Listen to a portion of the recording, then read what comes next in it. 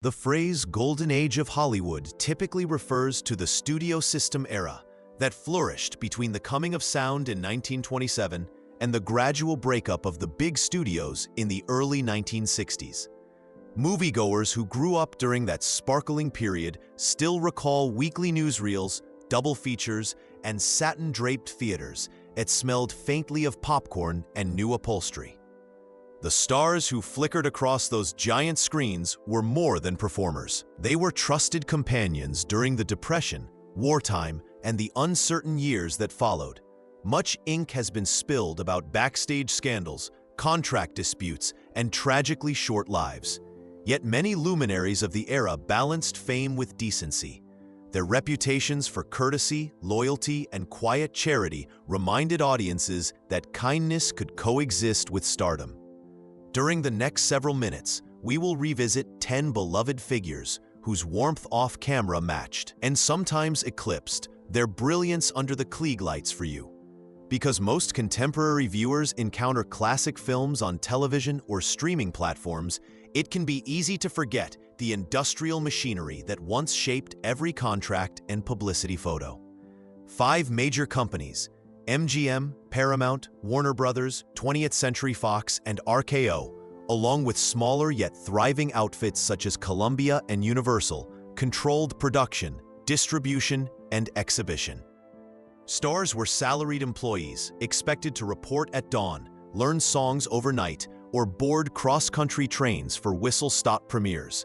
Publicists cultivated outsized personas, but daily life on set depended upon cooperation. Camera operators adjusting arcs, costumers sewing until sunrise, and exhausted extras waiting their turn in the glare. Within that often rigid environment, a performer who greeted prop men by name or who shared union coffee with chorus girls earned a reputation that spread quickly through the grapevine, long before fan magazines took notice. The following portraits celebrate kindness that colleagues witnessed firsthand, not studio spin today.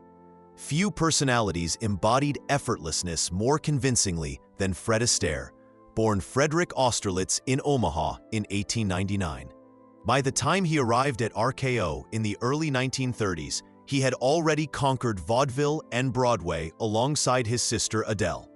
Astaire's first screen test carried the famous summary, "Can't sing, can't act, slightly balding, can dance a little." Yet Top Hat from 1935, Swing Time the following year, and later MGM jewels like Easter Parade proved otherwise. His innovations, filming full-length numbers in a single take, insisting the camera respect choreography rather than interrupt it, reshaped the movie musical. Partnerings with Ginger Rogers, Rita Hayworth, Eleanor Powell, and Sid Charisse yielded sequences still studied in dance departments worldwide. Although Gene Kelly admired Astaire publicly, he once quipped that Fred represented the aristocrat of dance, a phrase journalists repeated with relish. Astaire accepted the compliment with a shy half-smile that suggested he would rather be rehearsing right away. That reticence extended beyond publicity. Co-workers recall Astaire arriving early, polishing taps himself, and thanking electricians by name before departing. Hermes Pan, his trusted choreographic collaborator, said Fred never raised his voice in the rehearsal hall, choosing instead to demonstrate a step until the entire ensemble felt secure. When young chorus dancer Barry Chase twisted an ankle during Funny Face, Astaire halted production and arranged a doctor at his own expense. Although he supported war bond drives during the 1940s and appeared in countless benefit galas, he avoided photographers at hospitals, believing private charity more sincere.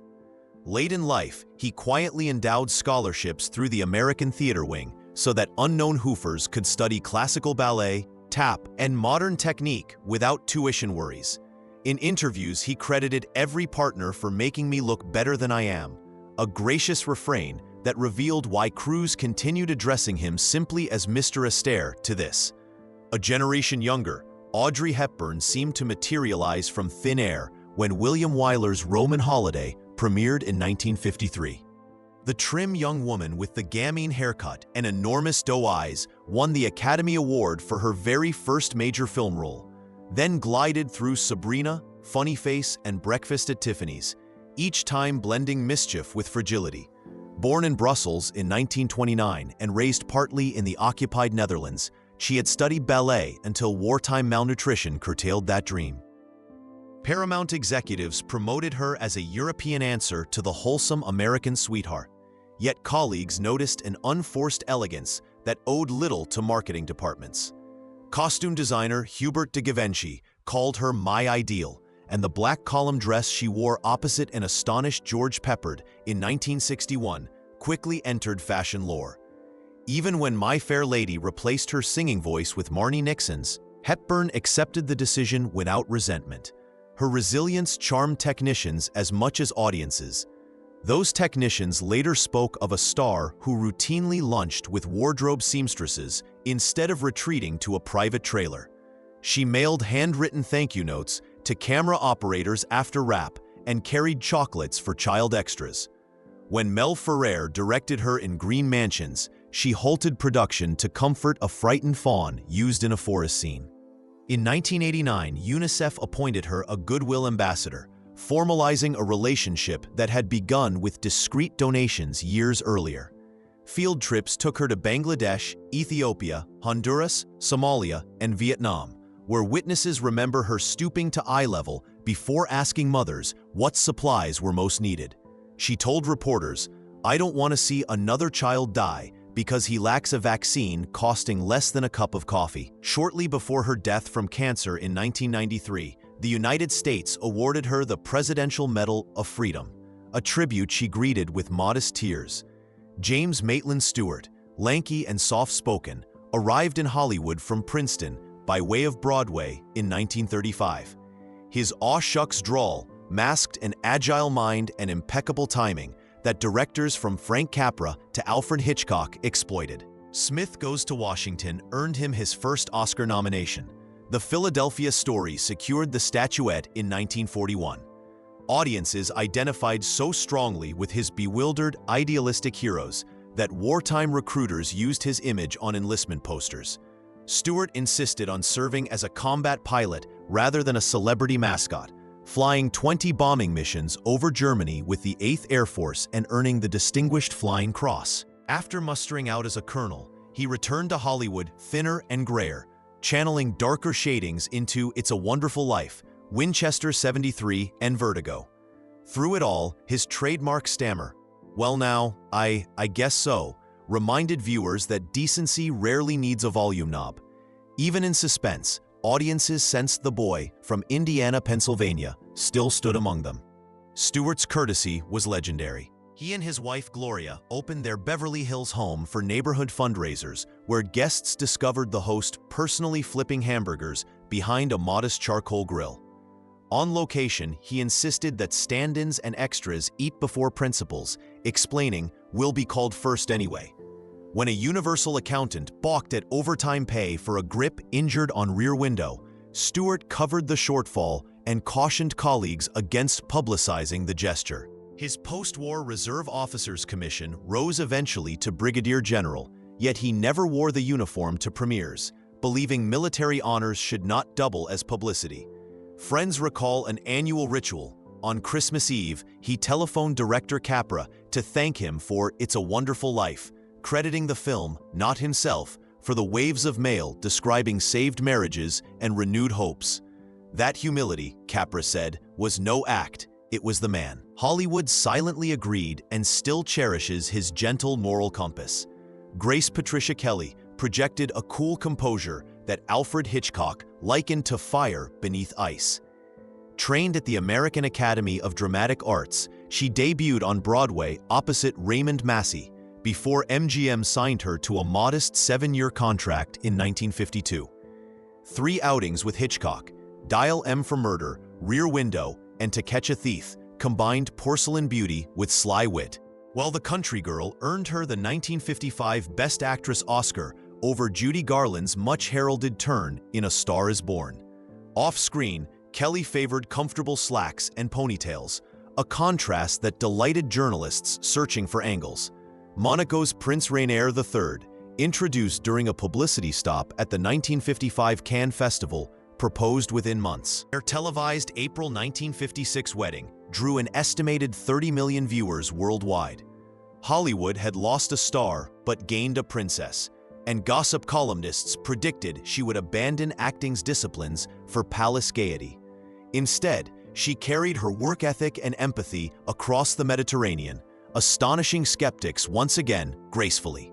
Indeed, Princess Grace insisted that inauguration bouquets be rerouted to Monaco's hospital and converted her wardrobe budget into grants for struggling artisans.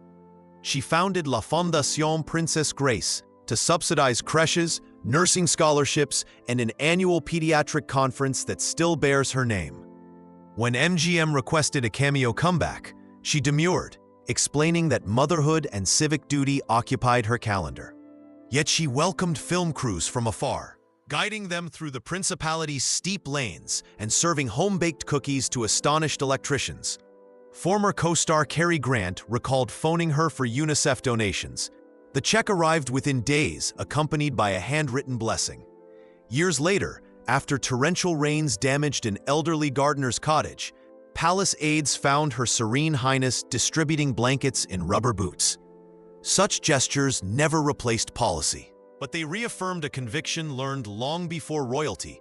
True elegance begins with looking after those who stand slightly outside the spotlight always. Long before television specials immortalized his golf swing and ski-nose profile, Leslie Town's Bob Hope honed a rapid-fire patter on the vaudeville wheel and in Broadway's Roberta. Beginning with the big broadcast of 1938, he headlined more than 50 features, among them The Cat and the Canary, My Favorite Brunette, and The Paleface, pairing comic cowardice with sly one-liners penned by an army of gag writers. His self-deprecating refrain, "I'd like to thank the Academy, in fact, I'd like to thank them 4 times," became nightly news shorthand for the Oscars he never won competitively, but hosted a record 19 times. Hope's on-screen persona of a fast-talking grifter masking a sentimental core endeared him to audiences spanning the Depression, war, and prosperous 50s. Yet his most enduring stage was improvised. Makeshift plywood platforms erected from North Africa to the Mekong Delta, where helmets, laughter, and searchlights replaced evening gowns and footlights. Under mortar clouds, he delivered relief in under 7 relaxed syllables. Always Hope's first USO show sailed in May 1941.